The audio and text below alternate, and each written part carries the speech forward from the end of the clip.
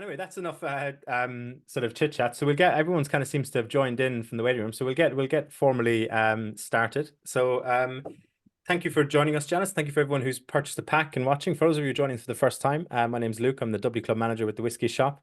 Kevin says very good luck to the Irish rugby team. Oh, Great thank you, stuff. Kevin. Appreciate the Thanks very much. support.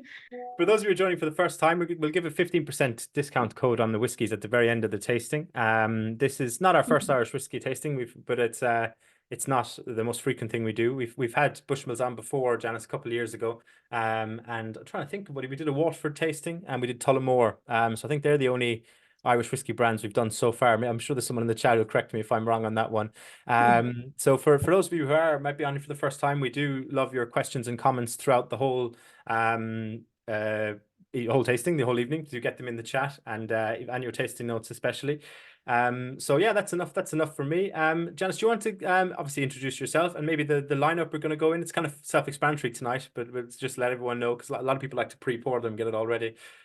Perfect. James has Amazing. said, sorry, James is in the chat. We Dunville's Irish whiskey on as well. Very good. Wonderful. Another Northern Irish whiskey as well at that. So folks, yes, so my name is Janice. I have been working with Irish whiskey now this month. The month of March actually makes it 7 years for me. So I always like to kind of start off by telling people my whiskey fandom actually started off with Scottish whiskey. Controversial enough for an Irish woman to say that. I was living and working in Edinburgh as a hostess in a Michelin star restaurant, giving out these big, massive whiskey lists to people. And I had to learn about it, but knew nothing about my own home country's whiskey. So decided to move back home to Ireland. And I worked in the Jameson Bow Street distillery for a few years as a tour guide.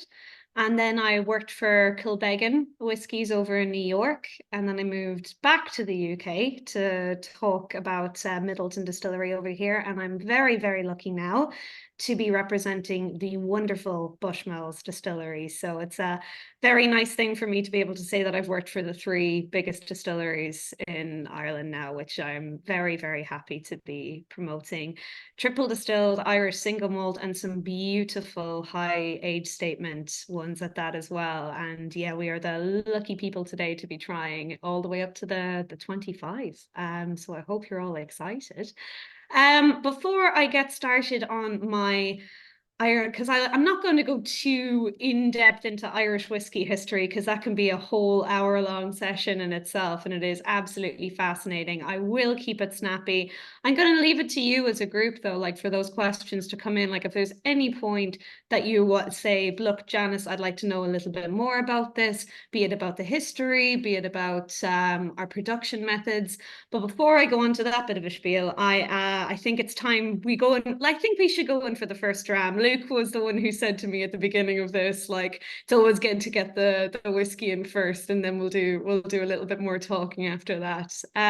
So we're going to be, it's very simple on this tasting pack. We're just going to be going up in the ages. There's no random peated whiskies in there or cask strengths that we'll have to leave to the end. It is simply going to be working from 10 to the 16 to the 21 to the 25.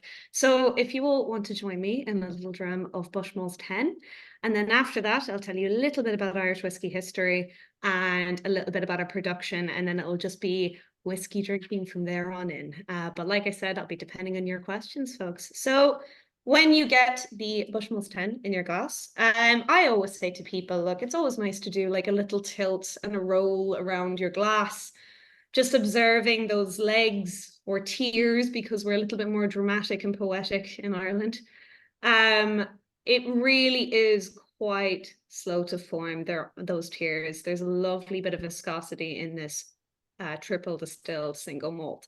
So consistently throughout the Bushmills family, and you are going to notice this throughout the tasting as well, there are a few key notes that you will always get a little bit of a glimmer of throughout the family. For me, consistently through Bushmills is honey. Honey is the very, very big one. I get like even like a honeycomb, like a creamy caramel. I know caramello doesn't exist in the UK as a dairy milk chocolate, but this is what comes through strong for me. That milk chocolate note is definitely quite consistent throughout the family. Turns a little bit more dark chocolate as we go up in the ages, but that milk chocolate that honey note, and a very, very big one, orchard fruits. So have a little sip. And Yeah. it is one of those whiskies that actually smells quite like it tastes. Mm. Well, I've always said pear is what reminds me of Pear, the honey. orchard fruits, pear, absolutely, 100%. Pear, apples. I get like a little bit of an apple crumble on the taste of this one. There is something quite desserty about it, like even like a little bit of the vanilla comes across as like a vanilla ice cream style thing for me. But consistently, it is that orchard fruit note, that honey note, that milk chocolate note as well. What I always like to point out with triple distilled Irish whiskey, oh God, I'm just going to need to move around a little bit. There we go. The lights are on sensor.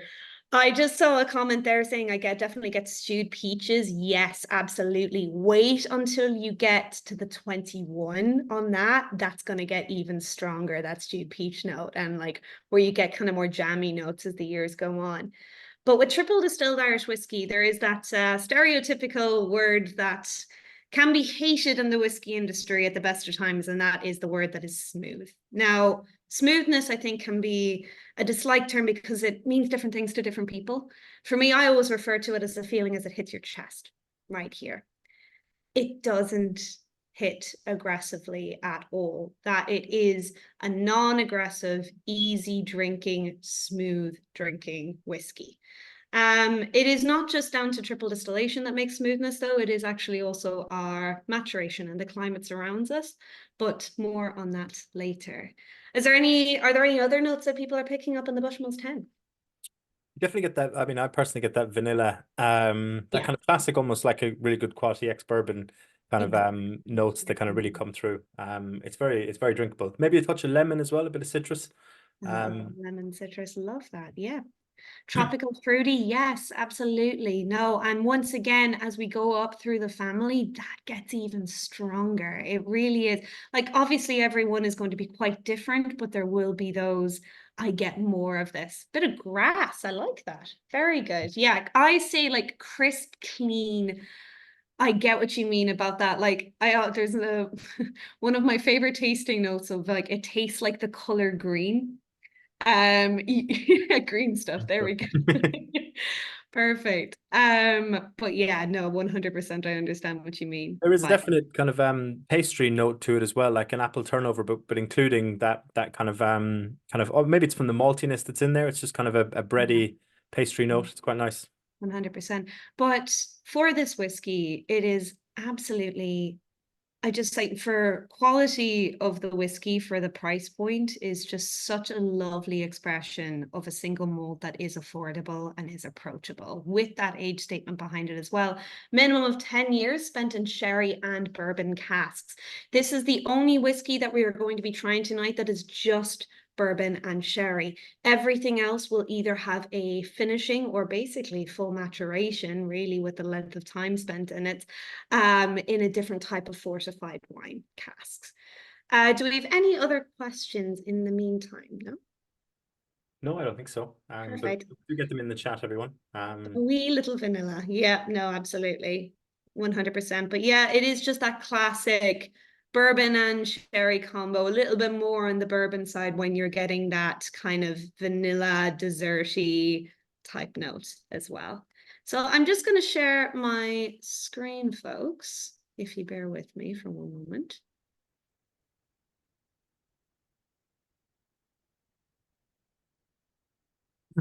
Just for those who are wondering, while you're bringing that up, Janice, this is with the 15% discount. I think this comes in around £40 for us online. So yeah, we'll be giving that discount code out at the end. So yeah, bit of context for everyone. It's wonderful. So I'm just going to share my screen and just bring up a few notes as well.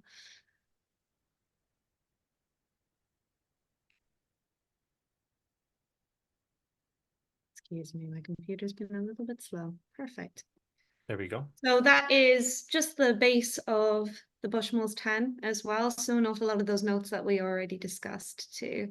So I'm now just going to give you a little brief overview. Normally when I'm doing an in-person tasting, I will always go around the room and go person by person and just get them to introduce themselves and tell me their name and their favorite whiskey. And it really is to find out more than anything, okay, are they a whiskey fan? Yay or nay? How much of a challenge is this going to be for me in a tasting? But it's also to find out if they're a whiskey fan, where is their favorite whiskey coming from? More often than not, people are picking some form of Scottish single malt, which is absolutely fascinating because there was a point in history where the whole world was drinking Irish whiskey. That is not just a bold statement for an Irish woman to make. This is historical fact. We were the biggest at one point. We were pretty much the biggest selling spirit in the world at one point, not even just biggest selling whiskey. And another controversial thing for an Irish woman to say, we did invent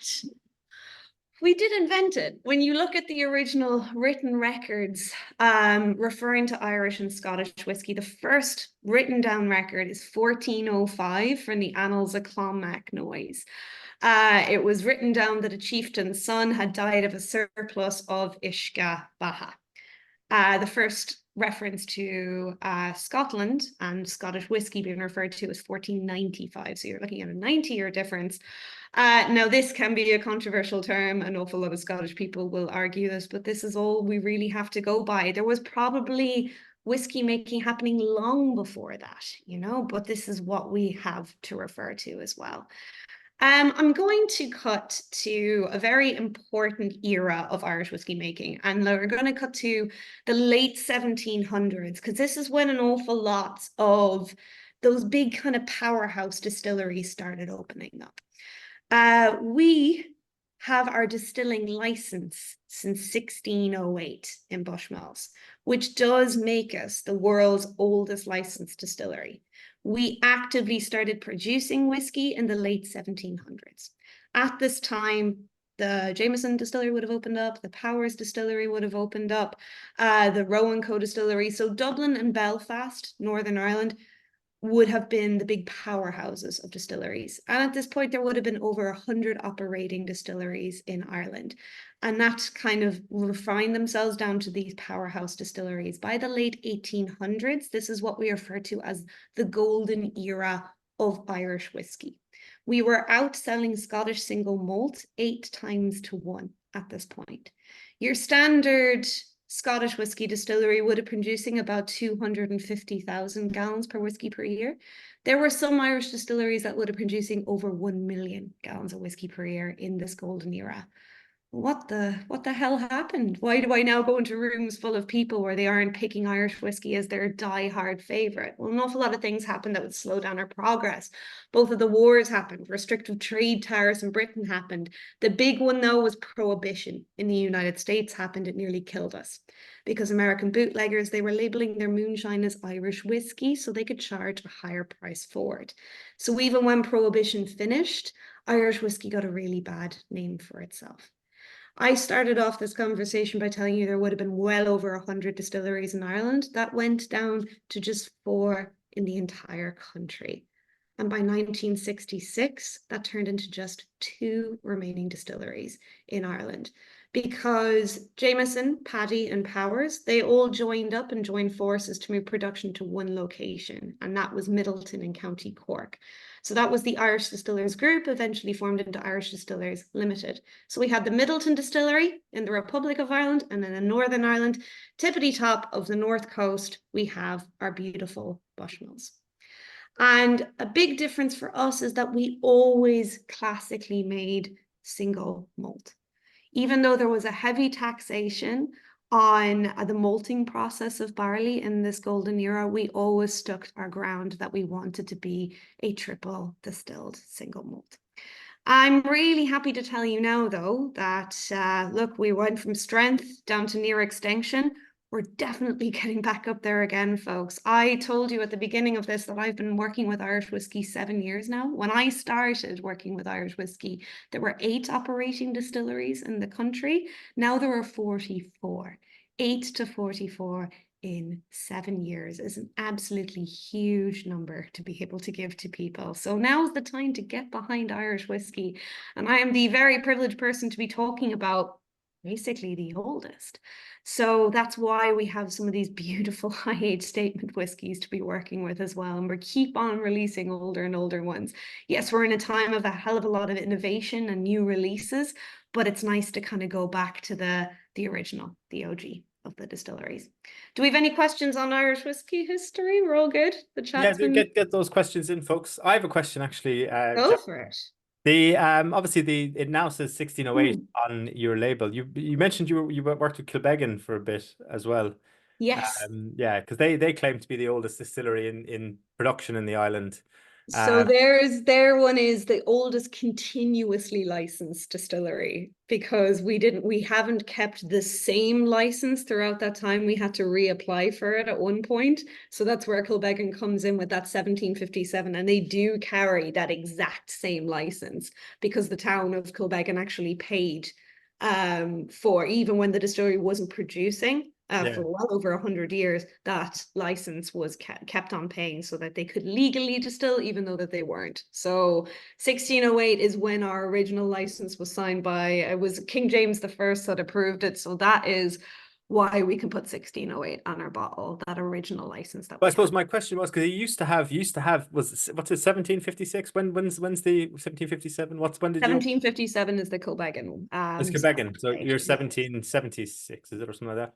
So we are, yeah, so we are 1784 is when we officially started properly producing in the But that Bushmills. used to be on the bottle, didn't it? On the old label back in, at least in the 90s or Yes. 2000s. I don't know when that changed, Yes. but Now we champion the 1608 for when that license was originally given to us. yeah, definitely more power to you. It wasn't yeah. Just I always find that when you find old bottles of Bushmills Of on course, side, no, and like absolutely, and it is fascinating though. Like when it's yeah, it's funny comparing it to the when I worked for Kilbeggan of just having to get that continuously licensed bit right versus world's oldest licensed. But yeah, it's an amazing accolade to have. brilliant. Doesn't seem to be any questions popping in the chat there. Any final thoughts in the 10 before we move on from that, maybe? Oh, well, Matt Hickey has said, interestingly, I always associated whiskey with what my granddad drank, e.g. Jameson's. Amazing to see the re-emergence. I have an Irish whiskey in my top 7. Let us know what that Irish whiskey is, Matt, unless it's Bushmills, of course, probably is Bushmills. Because the Bushmills 16, the next one we'll try. I have a friend of mine in Cork who runs the Shelburne Bar there, or is one of the managers there, and I've never known a bigger champion of Bushmills 16 than him. He's absolutely obsessed with it, and it is a tremendous whiskey. I often for a long time used to go back and forth between this and Redbreast 12 as to which one I thought was the best value for money, because this is, I just think, a phenomenal drop of whiskey. I think this would be the best Irish whiskey out there if they did a cask strength version. That's what I've always maintained. Wow. Okay, fair enough. Oh God, it would be the absolute dream to have a cask strength version as well. But yeah, you were not the first Luke to say to me since I started my role that this is an awful lot of people's die-hard favorite whiskey. I will go straight. I'm gonna do like a little bit. I'm sure you don't. If anyone wants me to go a little bit into production, it's fine. But it is a triple distilled single malt, 100% malted barley. The only thing different though that I do want to point out before I go into the 16. Different from Scottish whiskey to Irish on the fermentation side of things, we actually do a shorter fermentation. So 2.5 days as opposed to 3.5 days. And that's where that apples and pears and orchard fruit note comes from the whiskey, from the esters, rather than that heavy, like if you go for a lot of Scottish whiskies in their younger years, like your 12 years, there's always that tropical fruit note, even in the younger years. You can depend on tropical fruit notes coming out through age in casks, but from the fermentation side of things, that is where we get that apple and pear note from that 2.5 days of fermentation as well. And yes, triple distilled through our beautiful copper pot stills as well.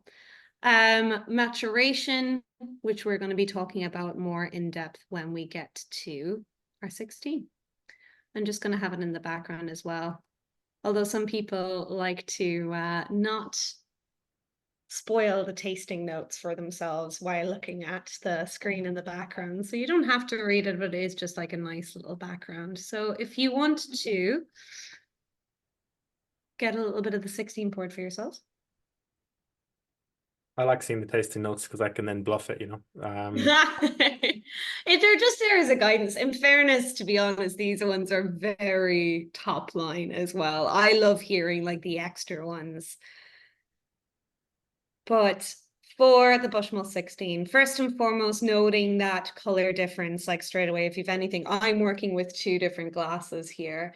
You are definitely getting that more like reddy kind of amber color from that time spent in port pipe. So what we're about to be drinking is a whiskey that spent minimum 16 years in sherry and bourbon casks, and then we put a finishing in the port pipe. So it's a several month finishing.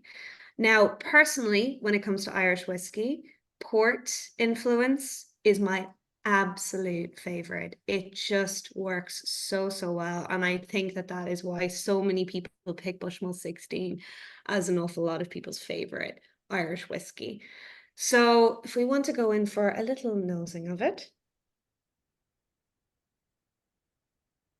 for me, it's like we start getting into those deep, rich, dark fruits with the port pipes.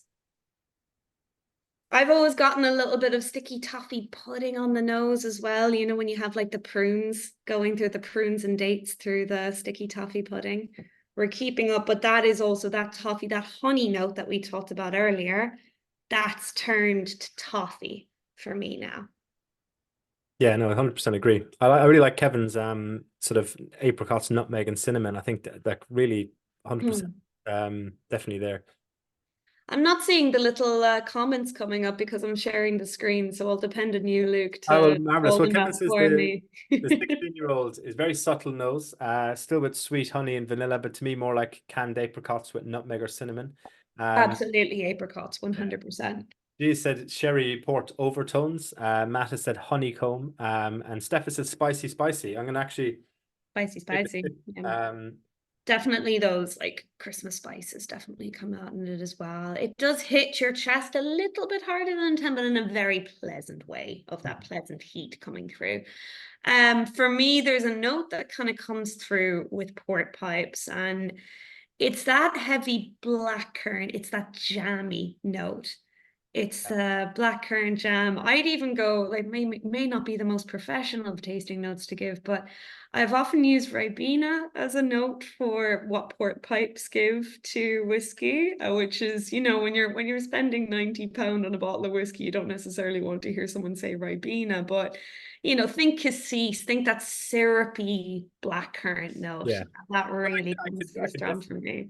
definitely see that. James has said peak in Danish, which I think is a great one. And Love that, yeah. absolutely. So yeah, that's kind of like pecan Danish, yes, 100%. So I think for me, it's that sticky toffee pudding, desserty type thing. But yeah, I can totally understand the pecan. And James in there said strudel, like so I can see that one as well. I think definitely got strudel vibes off it.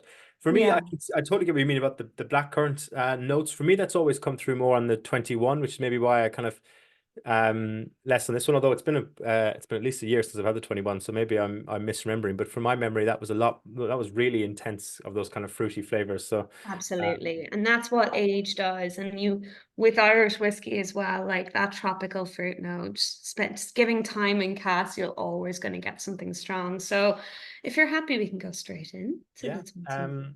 James, Kevin has said I've got a cold and these are lovely for my throat, so he's getting lozenge strepsil flavors, we'll say. As look, And as much and all as I'd love to be able to say, oh, whiskey cures a cold. It definitely doesn't cure it, but it can make you feel a little bit better. yeah, well, Stephen has said I'm getting damson jam, which I think that's a phenomenal taste. Love that note. Um, Yeah, it is that deep, dark fruit jammy note as mm, well. Wait till we get to the 25 though, folks, because that is also going to be another port pipe influence, but that is ruby port and those like deep, rich, dark fruit notes. They're just going to get even more intense from the time spent in those casks yeah. as well. The damson Um, ones, sorry. oh, go for it. No, the damson one's interesting. I used to have a cocktail on a menu that was made with a damson liqueur, and now that Stephen said, it, I really did get that sort of that liqueur coming through. Mm, And Matt says pastry for sure if you add a drop of water. So there you go. What were you going to say? absolutely. 100%. So yeah, folks, absolutely. I realize that I haven't brought up water versus no water. You're all whiskey aficionados, you know the drill. A little bit of water will help open up those notes. It will help you smell and taste more aspects to the whiskey, 100%. But I do like to believe that, you know, they're all at a point, because they're all 40% ABV. It's not going to get too aggressive or intense that you'll have to dilute it. But always try without first, and then try a little bit with, and see how those notes just change up as well. Do we have any other questions before we move on to the 21, folks? No, I think we could come on to the 21, or at least kind of slowly start nudging in that direction. I did once I don't know if you've obviously said you're not with Bushmills incredibly long, but I don't know if you know Seamus Lowry, your counterpart. I am well familiar with lovely Seamus. He's a fellow Galway person as well, so we're from the same hometown, so we already share that in common. I was in the job 2 days, and he gave me a 35-minute phone call, and we just mainly just talked about whiskey in Galway. So, but he's wonderful, such a wealth of knowledge. Yeah, oh, he's an absolute gent. I've been fortunate to be at a few masterclasses of his, and yeah, his knowledge is exceptional, but also just the way he conducts a tasting, obviously, you know. But the reason I bring him up is because we did I think it was during COVID, I did a remote virtual tasting Bushmills 21 deconstruction with him, which had all these different cask components of the 21, and 21 cask strength, and then the actual 21. And it was one of the best tasting I've ever done in terms of quality liquid across the board. It was brilliant. Well, that's wonderful But to hear. it was almost like flying first class, you know, where it kind of ruins economy flying. Because once you've tried that cask strength Bushmills 21, you spend your whole life so you keep on searching for the cask strength version. drinking these and thinking, oh God, how good was that cask strength one? So well, hopefully I'll be able to bring back a deconstructed tasting of a form as well. I'd love to do like even with a 16 of just being able to try, you know, the specific port influence is just always delicious to try on its own. It was meant to be a masterclass at Whisky Live Dublin. That was going to be quite expensive. As all I think all the masterclass there about €50 or whatever. So, you know, for a tasting, for me that's expensive. But but obviously that was because of COVID. Whisky Live Dublin never went ahead, so he took it on to virtual form. So I'm not sure. Maybe I'm wrong in terms of that he does that tasting frequently, but I think that was unique for that reason. So we'll see. We'll have to watch out. Yeah, well, I will do everything I can to bring it over to the UK. Maybe bring it back to you folks as well. Marvelous. Excellent. So we'll come on to the 21. So I suppose unless anyone's got any other feedback in the comments. Before we do that, actually, while people are pouring, I'll tell you what we have this. So this is with the discount, the 16-year-old is 1 second. So after tonight with the discount, you get this for £85 for the 16. I think it's good value. I mean, we often talk on these calls, Janice, about the kind of the creeping increase in price for aged single malts. And yeah, some of them have gone crazy. So I think this for £85, especially with the discount, is not bad for a 16-year-old of this kind of quality. So yeah. No, it's truly an Irish classic, and definitely a die-hard fan favorite in the Irish whiskey world.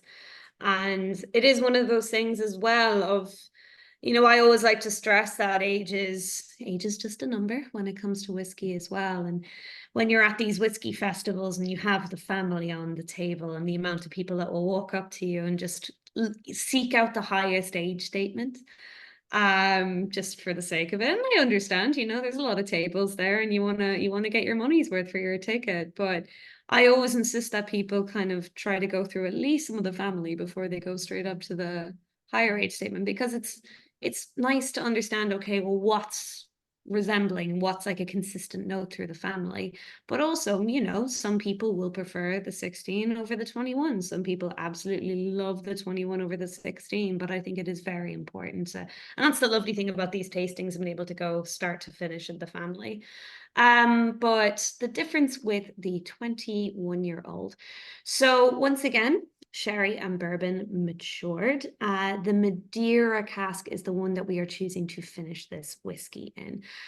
So with the Madeira, it is actually a 2-year finishing for this one. Now, I love my port pipes when it comes to Irish whiskey. Madeira is definitely like, I would say, my second favorite of the finishing specifically for Irish whiskey. I think you get definitely more nutty notes through this whiskey. Like straight off, it's Brazil, macadamia, hazelnut for me. Like you can actually nearly pinpoint all of them. Now, stressing again, folks, everyone's nose and palate is very different. I'm just speaking from my own nose and palate from here. But yeah, I also get the honey note is definitely there, and the way that we went from the regular honey and 10 into more like a toffee note with the 16 for me, I get more a deeper Manuka honey.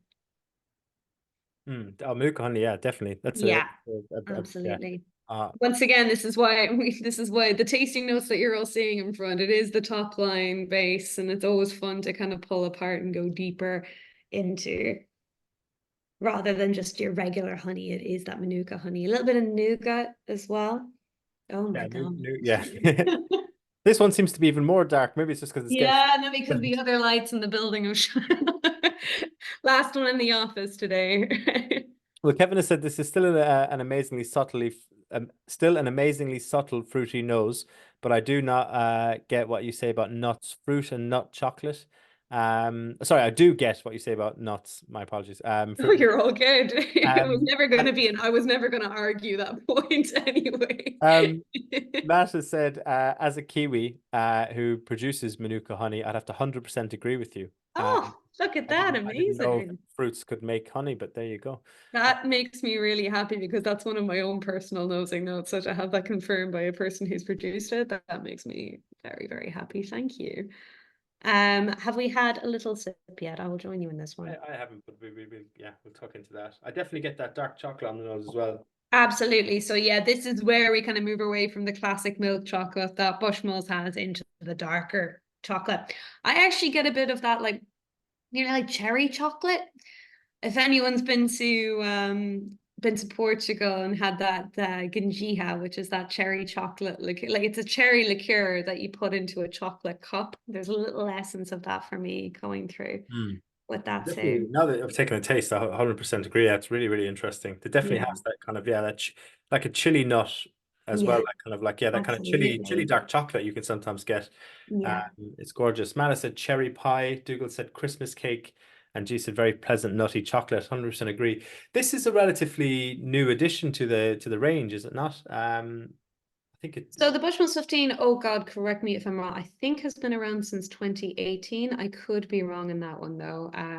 Yes, into my new family, but the established family that we have of the single malt ages though has been around for a little bit. Like the 12 is a distillery exclusive and an Asia exclusive, but like in the UK, the consistent family that we have of the 10, the 16, the 21, now the 25 and the 30-year-old as of last year. So we have only been a fully established family since August of last year, and we're releasing more and more. It's a very, very exciting time to be in Bushmills. But yes, the 21 is before the 25 and the 30-year-old was the more recent release into the family. Yeah, I think I've just Googled it there because that was not that I didn't believe you, but I was just curious. You're fine, it's all good. I'm old. I'm just old enough to remember, as in terms of selling Irish whiskey, to thinking this felt very new when I first started selling it. But according to I have no idea if this is true at all. This blog post here, it's I think 2010. It says it first 2010, in part of okay. the core range, and it was a limited release from 2001 onwards. So there you go. I remember.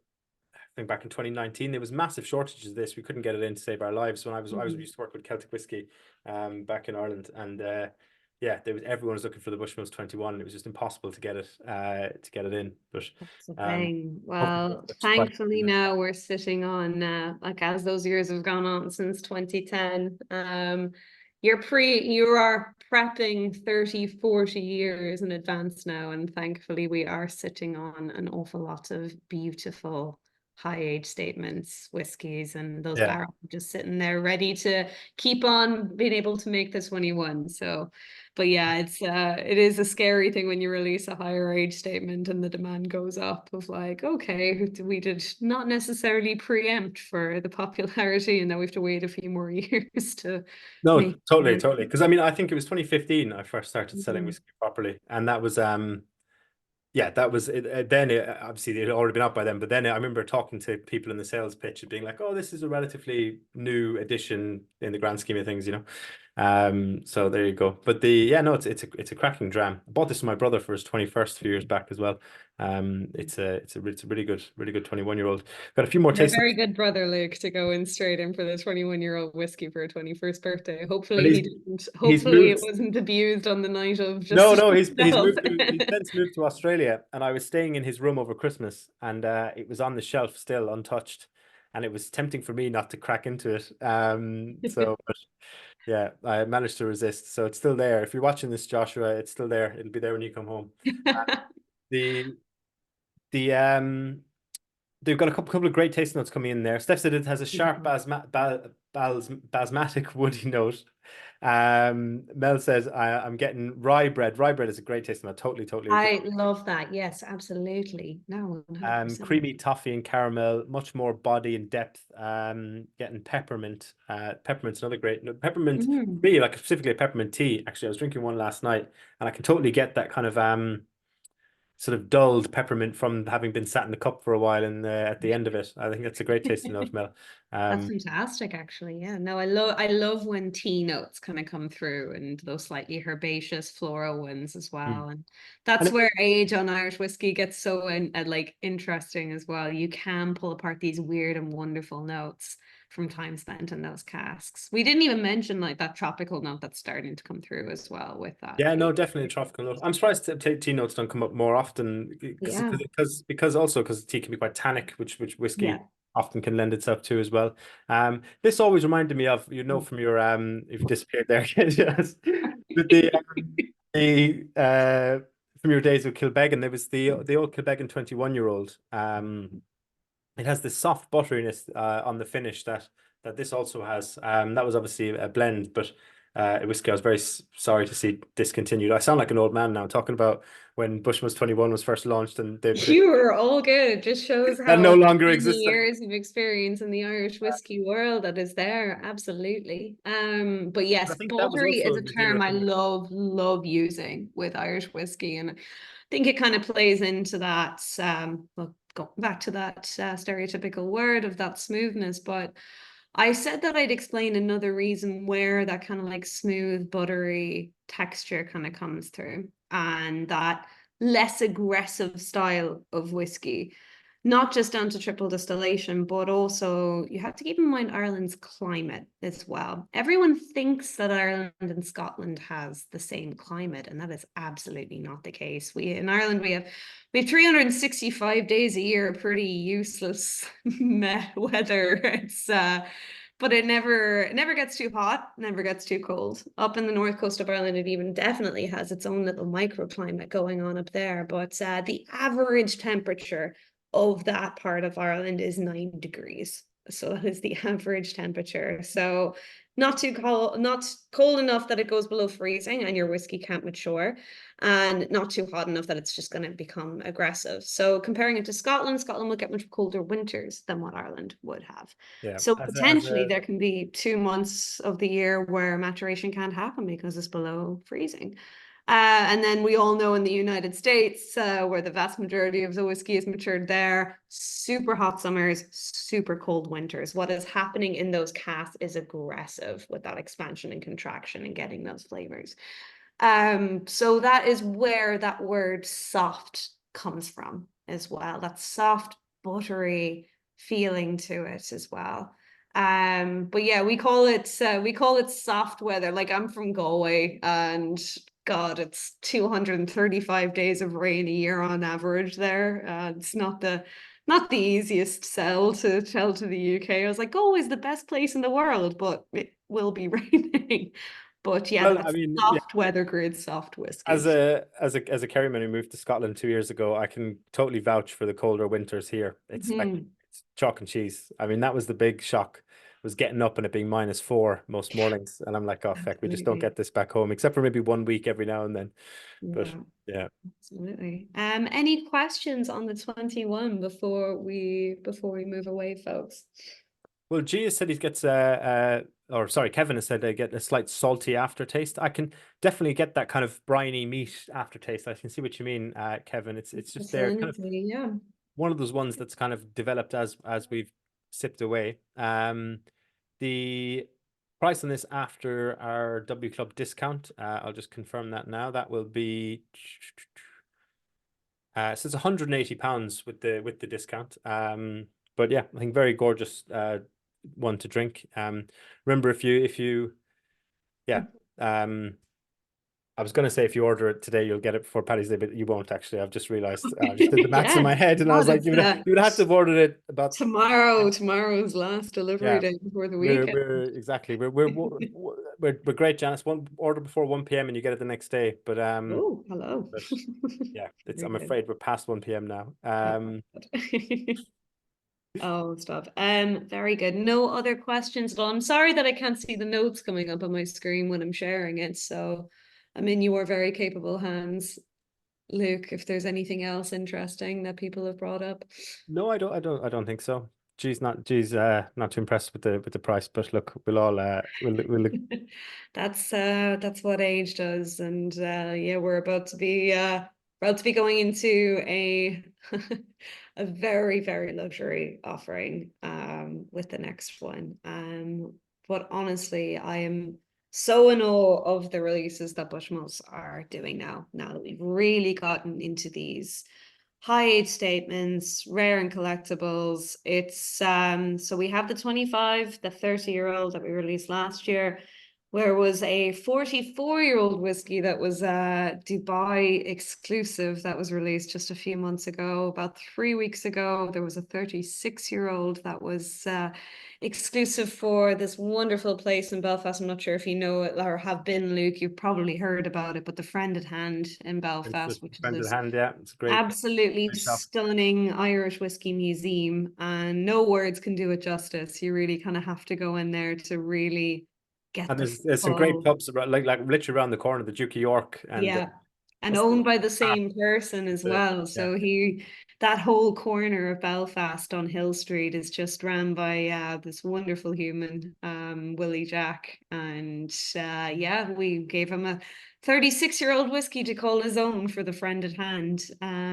But yeah, just consistently releasing these wonderful high age statement single malts. But the 25, I am actually going to controversially say is probably my favorite when it comes to the higher age statement. I think the sweet spot for me personally is that 25 year when you can get that right, and especially when it is that ruby ports. I know in their tasting pack you're not going to have the bottle in front of you, but it is an absolutely stunning design. But the funnest thing to witness with this one is I'm not sure if you've ever felt the weight of the lid of this whiskey, Luke. It is like a Not the paperweight. 25, I haven't, It no, is no.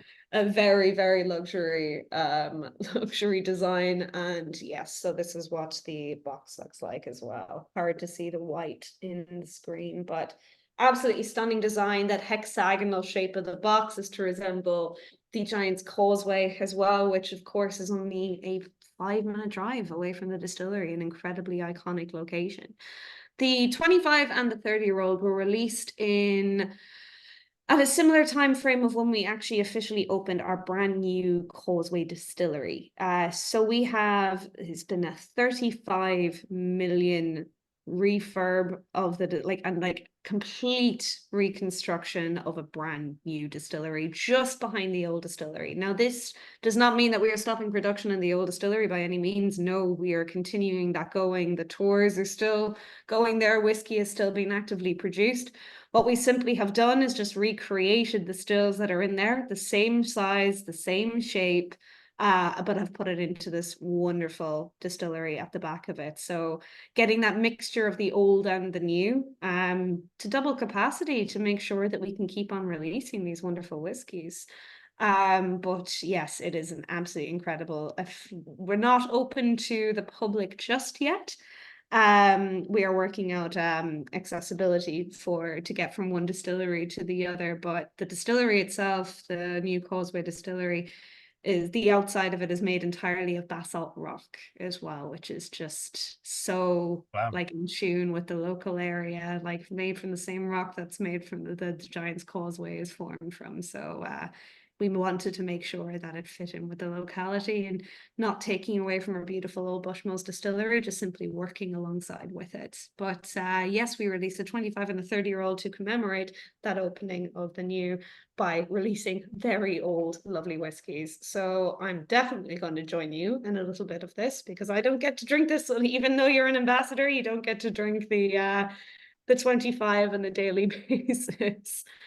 So really interested to hear because I think it's lovely in this one tasting that we have the 16-year-old and the 25 because it is the port pipe influence. But this is specifically Ruby Port, and we are looking at 6 years spent in bourbon and sherry, and then the remaining 21 years spent in Ruby Port. So definitely not just a finishing. This is this is a full maturation going on. But It's almost like the first three had that kind of similar DNA running through them. You could tell they were kind of evolutions. This is almost on the nose, initial nose, almost like a different whiskey. It's amazing. It's got that old kind of mahogany furniture and kind of yeah, leathery touch to it.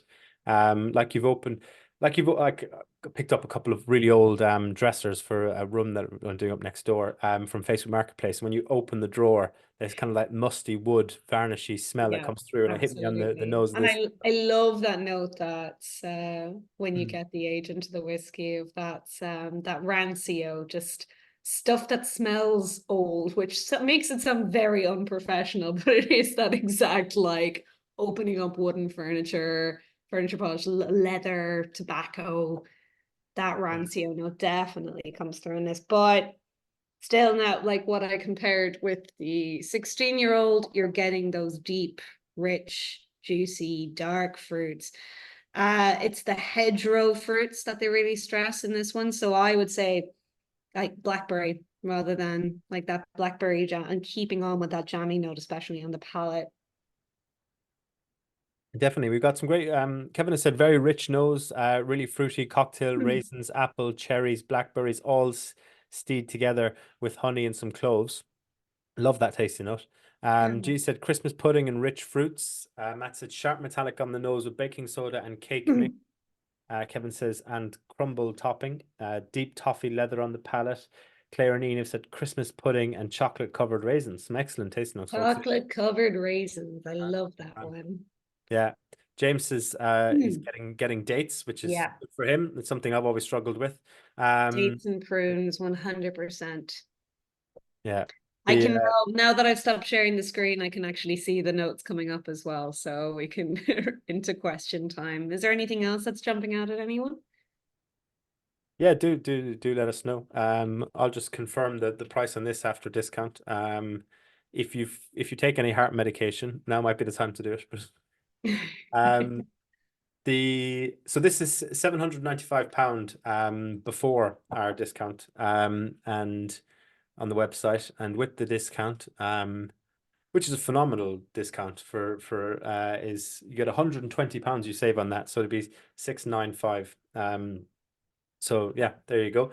Matt says 21 and 25 delightful, a tough call between them. G says definitely go with a nice fine cigar. um Mel says molasses, green peppers. So another excellent taste. So Green this is it. pepper is a Yeah. very interesting one. Mm. Absolutely. I could totally understand that one. Yeah, 100%, Yeah. But 100%. yeah, molasses, dates, prunes, it's all just those deep, rich notes. It's a phenomenal whiskey, and I think it helps. And I've mentioned Catherine so many times, but the fact that I think you notice in a good way the bump in ABV as well. Yeah, absolutely. And I assume the color is natural as well, is it? It is indeed. Absolutely. And that's just a perfect showcase of what, what that beautiful port influence is going to be. Yeah. We're not going to compare, we are definitely not going to compare this one to Ribena when it gets up to the 790 pound notes.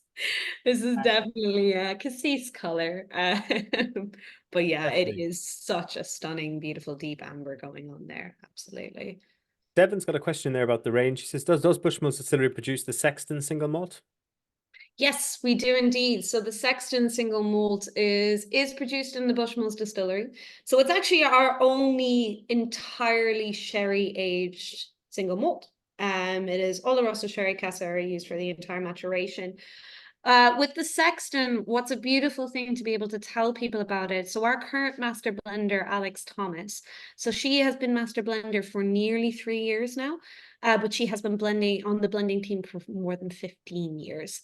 Her first baby, her first creation was the Sexton single malt, and she wanted to create this entirely Oloroso sherry cask matured whiskey.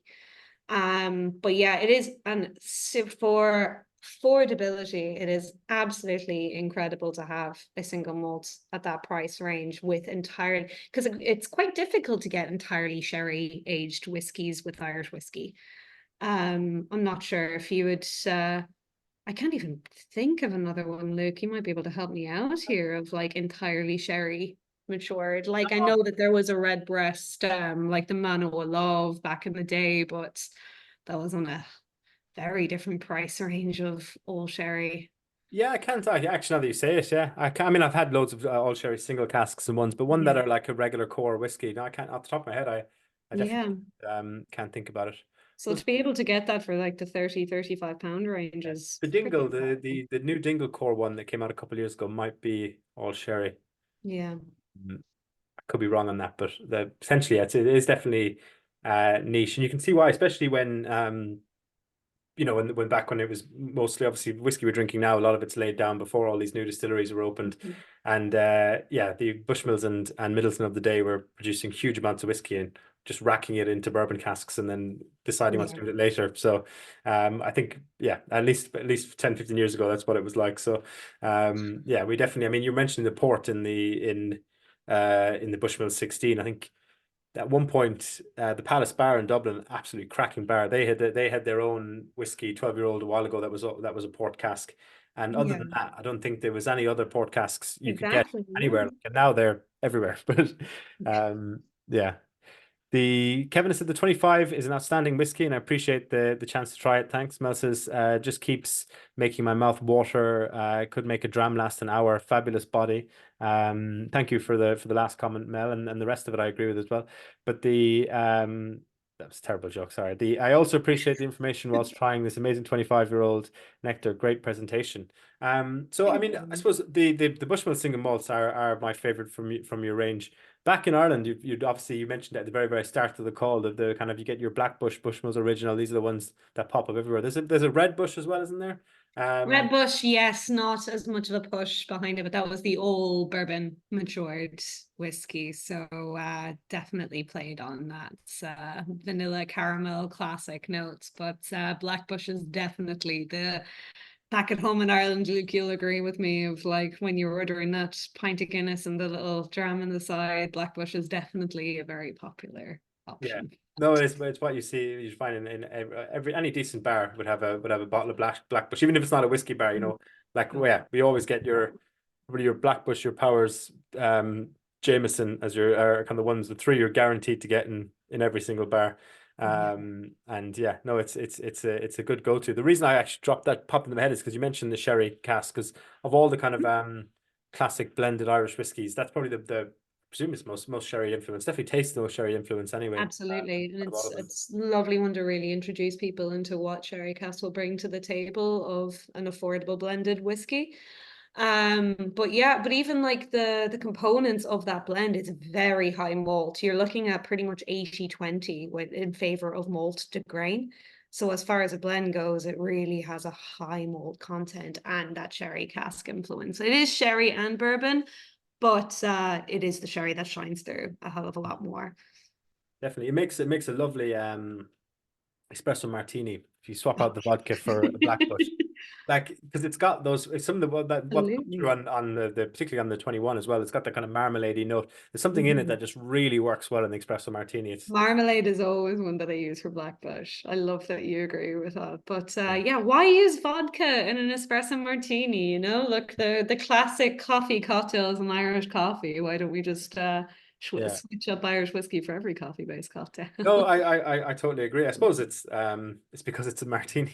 I once accidentally, this is one of those moments. We used to do a espresso Yeah. martini with Dingle vodka in it. But Yeah. for anyone who's seen the Dingle gin and vodka, they're exactly the same bottles. One's Yes. blue and one's clear, and they were both on the speed rail in front of me, and I made it with the Dingle gin, and this person was like, came back up to the bar, and I realized what I'd done. I was like, oh my God, they're going to be like, what have you given me? And they were like, this was a gorgeous, it's got some such kind of fruity notes coming through. It's got those like juniper notes. I'm Yeah. like, I know you've effed this up, but it really works. So I'm like, espresso martini should be open to a bit more experimentation. But yeah, if you make one with Blackbush, totally, you should definitely should do. Kevin has said, as normally a lover of peaty Isla whiskey, I've been blown away by these Bushmill samples. No trace of smoke or peat. I'm a convert. Um, Very good, Kevin. Is that Fantastic why to you hear. dropped the Reverend from the name? Uh, Mel says, just keep wetting my lips and getting some great flavors. This is going on my wish list to the missus. Matt says, one of the most enjoyable tastings I've attended. A real treat. Thank you. A new shelf for my Irish whiskey You know. friends. I think definitely, Matt. I suppose if people want to get in now, I mean, I have an idea this one will be fairly cut and dry, but at the end of these calls, Janice, we always ask people what their order of preference was tonight. So please do get that in the chat. Kevin said, I'm still a reverend, but now retired. Oh, well, congratulations on your retirement, Kevin. I hope you're enjoying it. Mel says, have Bushmills have you ever done a peated whiskey, Janice? No, we haven't. Well, look, if you go way, way, way, way back in the day, all Irish whiskey would have been peated because it was the fuel source used. But no, it's a very difficult thing to get peated whiskey in Ireland. Now there are more and more popping up left, right, and centre, but it was just Connemara for a very long time as the only peated Irish whiskey on the market.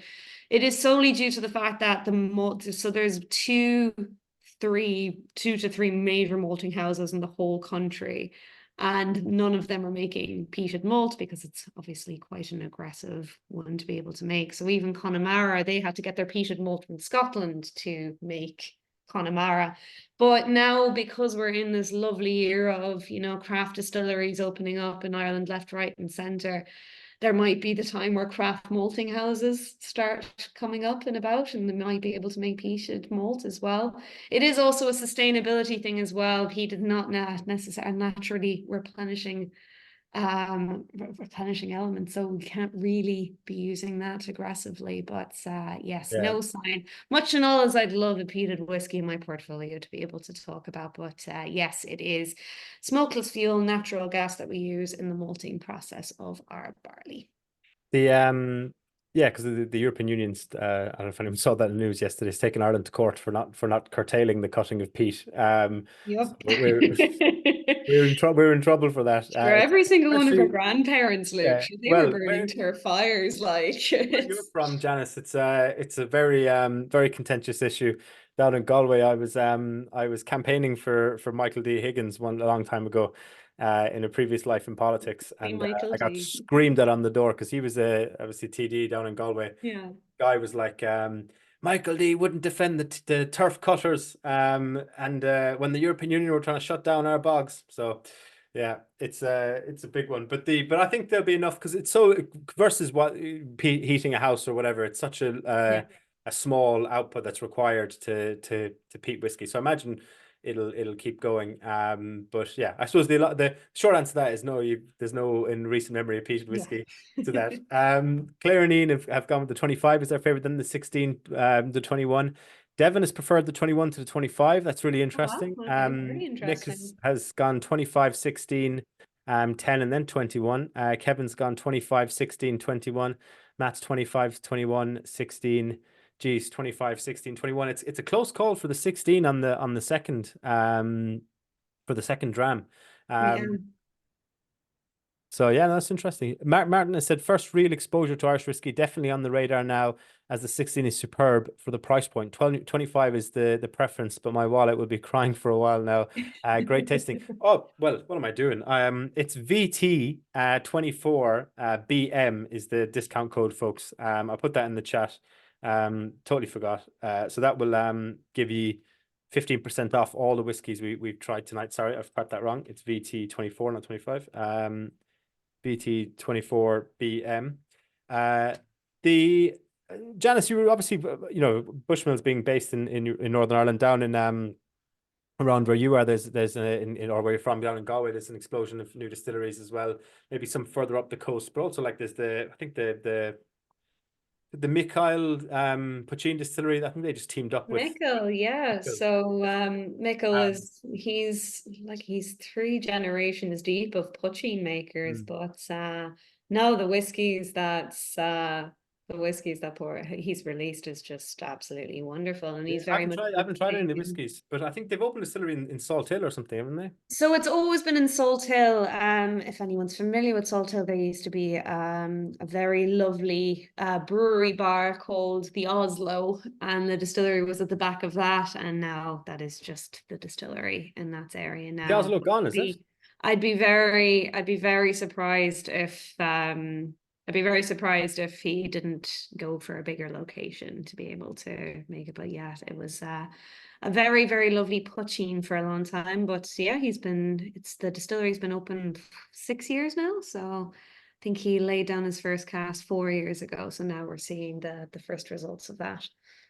Excellent. No, look forward to trying that. That's cool. And there's a few opening up in Northern Ireland. They're not far from Bushmills. You obviously have you maybe mentioned we've had Dunville's on Ecklinville Distillery have their kind of first Yeah, whiskey. McConnell's have just actually opened up the distillery now too. Um, There's the Titanic and there's distillery. French So to be whiskey. honest, like there's such a lovely holiday ready to go, and if the Irish Tourism Board really kind of like make it as big of a deal as Scotland of taking your regions and really getting the full experience of distillery hopping throughout the country is an incredible thing to be able to do.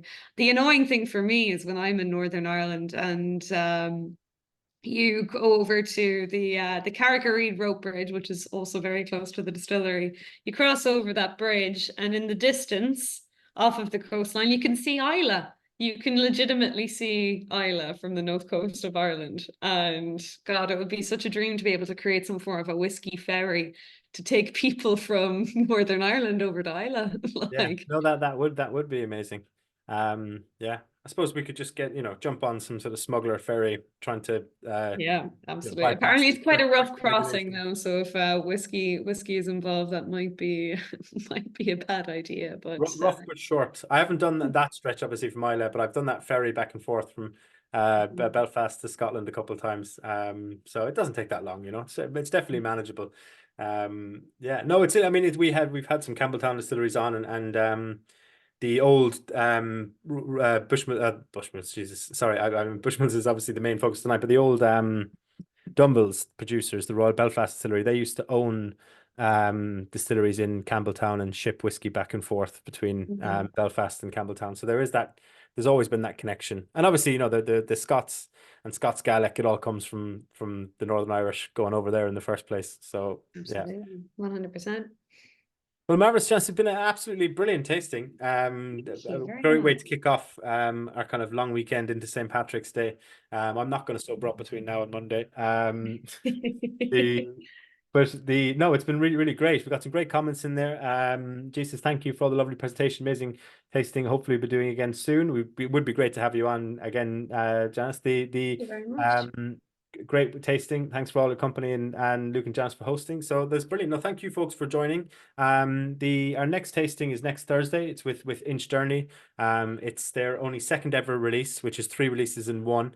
That are following up from the Rye Law last year. They've released the sample room range. They're all about experimenting with different mash bills. There's like rye whiskies in there and kind of ones that kind of replicate an Irish pot still as well, kind of not in that tasting actually, but they are producing those. So they're really playing around with their mash bills. So that'll be a really interesting one to try if you're a whiskey nerd like myself. Janice, if you want to pack, I'll send one down to you.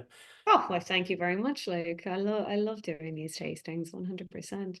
So brilliant. Well, thank you for your time. If there's anything we've missed out, folks, question-wise, that you want answered, just drop an email to the link you would have got the tasting from, and we'll pass it on to Janice and her colleagues and get that answered. Thanks so much for joining us. Hopefully, I'll catch you around soon. Well, thank you very much for having me, Luke, and thank you to all the lovely attendees. Hopefully, you'll be having another dram of Irish whiskey over the weekend. Yeah, hopefully. We'll see you all again soon. Bye, folks. Bye. We'll see you.